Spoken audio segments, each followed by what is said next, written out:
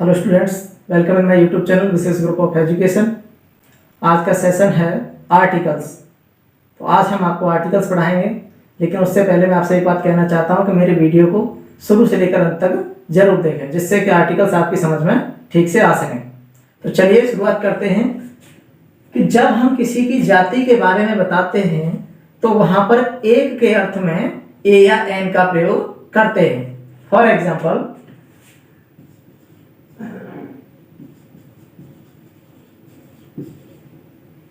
जैसे I am an engineer, मैं एक इंजीनियर हूं। तो देखिए, इंजीनियर यह मेरी क्या है, यह जाति है। मैं एक इंजीनियर हूं, इसीलिए इंजीनियर से पहले यहां पर एन आया है। दूसरा एग्जांपल देखते हैं, आई एम एन ऑरेटर, मैं एक वक्ता हूं। तो मेरी जाति क्या है, मेरा क्या काम है कि मैं एक वक्ता हूं। पहले वाले में मैं एक इंजीनियर था, मैं एक इंजीनियर हूं, तो वहां पर भी एन आया, और यहां पर मैं एक वक्ता हूं, आई एम एन ऑरेटर, तो यहां पर भी एन आया है। जैसे मैं कहूं कि आई एम अ टीचर, तो देखिए यहां पर तो एन वर्ड जो है ये जाति से पहले आया था। ऑरेटर जो है यह वर्ड है।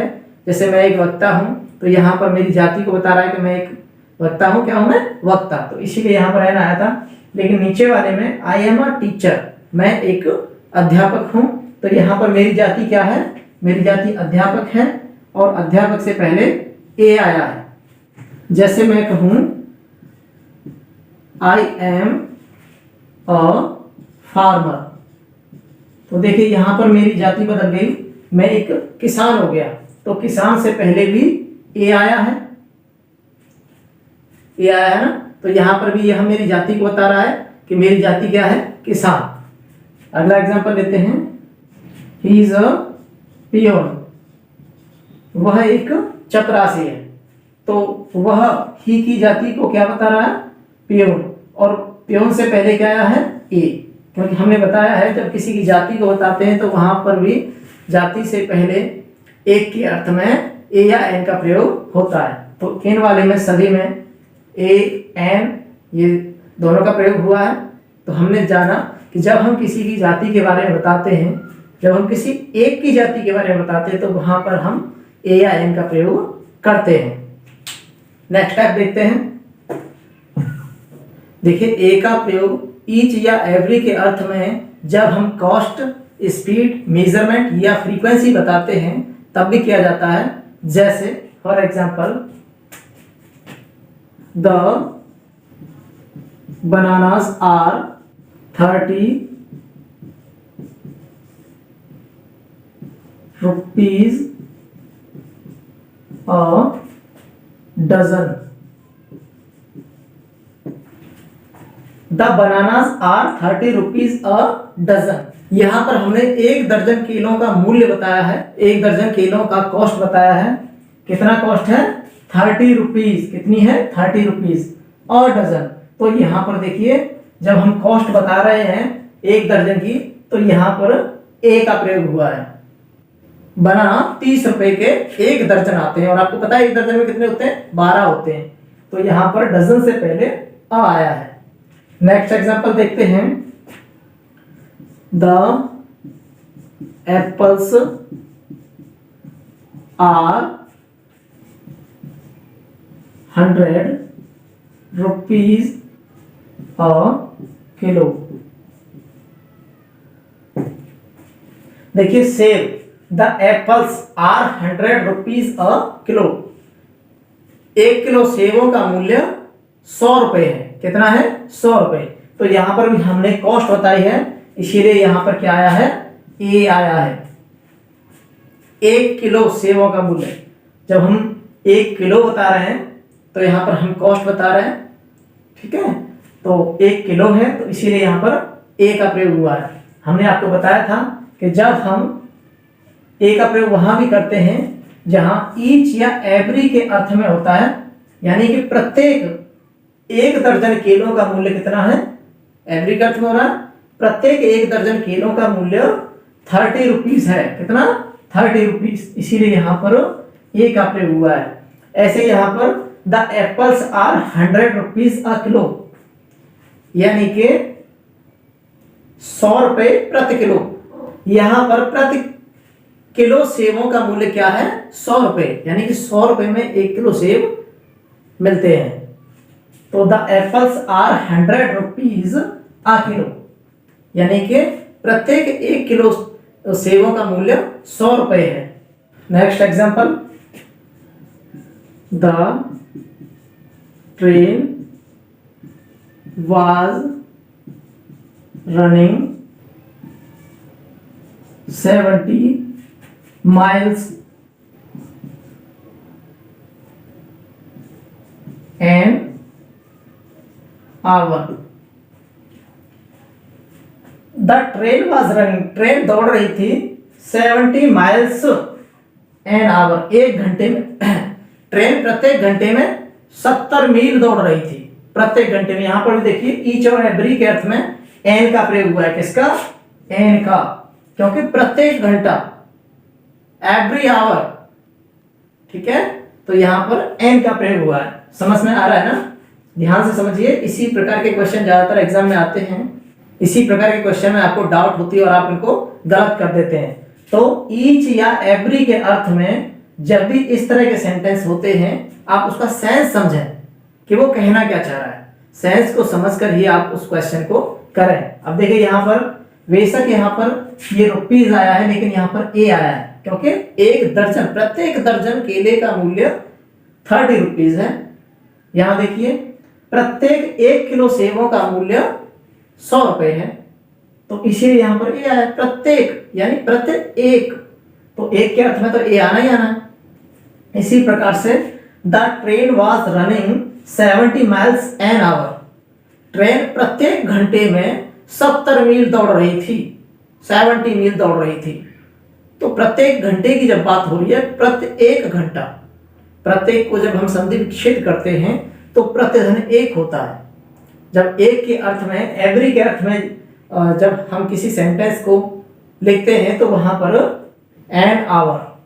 नेक्स्ट एग्जांपल देखते हैं, ही वर्क्स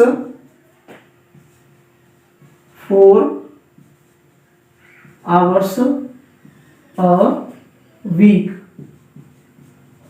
वह प्रत्येक सप्ताह 4 घंटे कार्य करता है।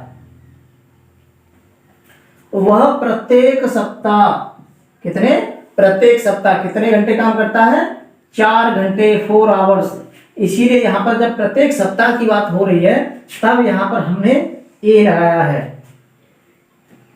नेक्स्ट एग्जांपल देखते हैं, she comes here twice a day, वह रोजाना यहां पर 2 बार आती है। कितनी बार, वह आती है यहां 2 बार प्रत्येक दिन में, वह प्रत्येक दिन यहां पर 2 बार आती है। तो देखिए जब प्रत्येक दिन की बात हो रही है तो प्रत्येक के अर्थ में यहां पर ए आया है। क्या आया है, ए। हमेशा याद रखिए जब हम किसी की कॉस्ट, स्पीड, मेजरमेंट, फ्रीक्वेंसी बताते हैं तब वहां पर एवरी या ईच के अर्थ में ए या एन लगाते हैं। समझ में आ गया ना। चलिए नेक्स्ट टाइप देखते हैं, अपरिचित व्यक्तियों के नाम के पहले ए का प्रयोग करते हैं। किसके पहले, अपरिचित व्यक्तियों के नाम के पहले। जैसे कोई अपरिचित व्यक्ति कहीं पे मिलता है तो उसके बारे में जब हम किसी को बताते हैं तब वहां पर हम ए का प्रयोग करते हैं। जैसे a mister Aman came here to see you this morning.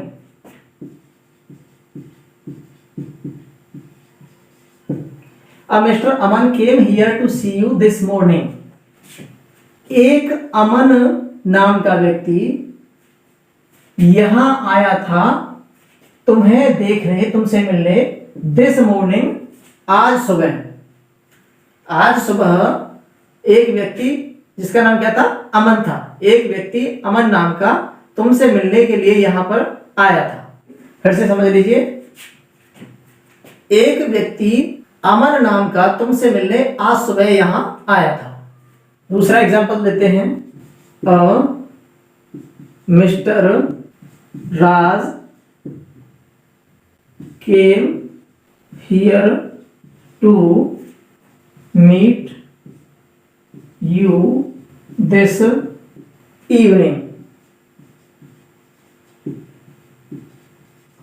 आज शाम एक राज नाम का व्यक्ति आपसे मिलने के लिए आया था। समझ में आ गया? तो यहां पर देखिए नाम है और अपरिचित नाम है, क्योंकि मैं नहीं जानता इसीलिए मैं कह रहा हूं कि एक व्यक्ति, कोई पता नहीं कौन था, कोई एक व्यक्ति था जो आपसे मिलने के लिए आज यहां पर आया था, तो इसीलिए उसके नाम के पहले हमने क्या लगाया है, ए लगाया है। देखिए इस वाले में ए रहा और इस वाले में ये रहा। कोई अमन नाम का व्यक्ति आपसे मिलने के लिए आज सुबह आया था, दिस मॉर्निंग, और दूसरे वाले में कोई राज नाम का व्यक्ति आज शाम को आपसे मिलने आया था। तो यहां पर जब कोई अपरिचित व्यक्ति के बारे में हम बताते हैं तो वहां पर उसके नाम से पहले, देखिए नाम से पहले यहां पर ए का प्रयोग करते हैं। याद रखिएगा, इस वाले सेंटेंस में क्या होता है कि आप हमेशा गलत कर देते हैं, आप कभी दी लगा देते हैं, कभी कुछ लगा देते हैं, तो आपको बहुत ही डाउट रहता है यहाँ पर। तो मैं आपको बता दूं यहाँ पर ए का प्रयोग होता है, दी का प्रयोग यहाँ पर नहीं होता। चलिए नेक्स्ट टाइप देखते हैं। देखिए सेम के अर्थ में ए या एन का प्रयोग करते हैं, जैसे they are of an age, they are of an age, वे समान उम्र के हैं। जैसे हम कह सकते हैं कि Ram and Shyam of an age, Ram और श्याम एक ही उम्र के हैं। किसकी? एक ही उम्र यानी समान उम्र के हैं। तो यहां पर एन का प्रयोग हुआ है। कौन सा आर्टिकल आया? N, indefinite article. नेक्स्ट देखते हैं, Geeta and Sita are of an age. Geeta और सीता किसकी है? समान उम्र की है। दोनों की उम्र क्या है? समान है। गीता और सीता दोनों जुड़वा हैं, उनकी समान उम्र है। तो जब उम्र समान बताई जा रही है तो यहां पर भी देखो एन आया है। आगे बहुत सारे एग्जाम्पल हम ले सकते हैं। Sohan and Mohan are of an age. अब देखिए सोहन और मोहन दोनों कैसे हैं? ये भी दोनों समान उम्र के हैं, बराबर उम्र के हैं। हमने बताया था सेम के अर्थ में ए या एन का प्रयोग होता है। तो यहां पर देखिए, यहां पर एन का प्रयोग हुआ है।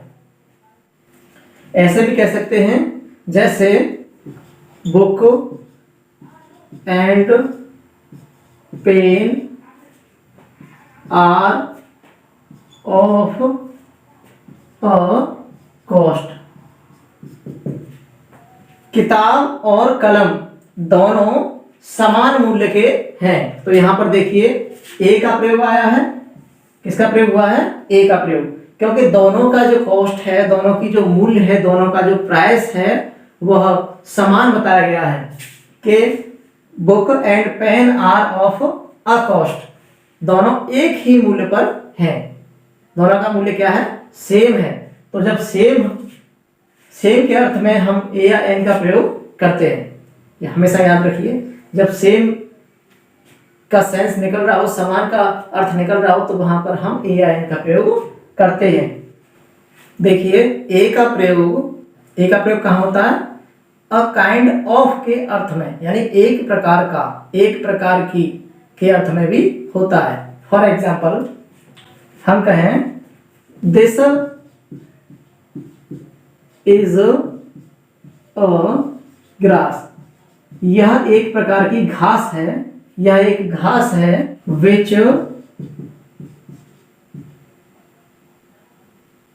Is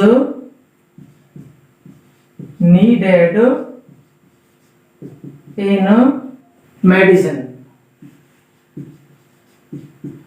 this is a grass which is needed in medicine. तो देखिए यह एक प्रकार की घास है जिसका इस्तेमाल दवा में किया जाता है, दवा बनाने में किया जाता है। किसमें? दवा बनाने में आपको पता होगा, जड़ी बूटियों का, घास का, पता नहीं किस किस का प्रयोग किया जाता है। तो ऐसे ही किसी के बारे में बताया गया है कि कोई दवा बनी होगी, तो उसके बारे में कहा गया है कि यह एक प्रकार की घास है, घास की तरफ इशारा करके, या कोई पेड़ है उसकी तरफ इशारा करके कि वह पेड़ घास में वर्गीकृत किया जाता है, घास के रूप में उसको डिफाइन किया जाता है। तो this is a grass which is needed in medicine, यह एक प्रकार की घास है जिसका प्रयोग दवा के रूप में किया जाता है। गोल्ड इज अ मेटल, सोना एक प्रकार की धातु होता है। देखिए अ काइंड ऑफ के अर्थ में हो रहा है सबका प्रयोग। जब अ काइंड ऑफ के अर्थ में, यानी एक प्रकार का के अर्थ में होता है, तो वहां पर ए का प्रयोग होता है। जैसे यहां पर ए ग्रास एक प्रकार की घास, यहां पर अ मेटल एक प्रकार का पदार्थ। तो देखिए यहां पर भी ए का प्रयोग हुआ है और यहां पर भी हुआ है। Next example, silver is a metal, चांदी एक प्रकार की धातु होती है। तो देखिए यहां पर भी ए का प्रयोग हुआ है। ऐसे ही हम सभी जितनी भी धातुएं हैं उनके बारे में हम कह सकते हैं कि वे सभी, यानी कि चाहे सिल्वर हो, चाहे गोल्ड हो, चाहे एल्यूमिनियम हो, चाहे आयरन हो, ठीक है, या आपका कॉपर हो, यह एक प्रकार के मेटल होते हैं, पदार्थ होते हैं। तो यहाँ पर एक प्रकार के लिए अ काइंड ऑफ के अर्थ में ए का प्रयोग करते हैं। उनसे पहले क्या करते हैं? ए का प्रयोग करते हैं। जैसे कि यहां पर हुआ है, इधर देखिए, ये ए समझ में आ गया? फिर से समझ लीजिए, this is a grass which is needed in medicine, यह एक प्रकार की घास है। हमने बताया था अ काइंड ऑफ के अर्थ में ए का प्रयोग होता है। तो एक प्रकार की, अ काइंड ऑफ घास क्या है? अ काइंड ऑफ ग्रास, यानी एक प्रकार की घास। तो यहां पर ए का प्रयोग हुआ है।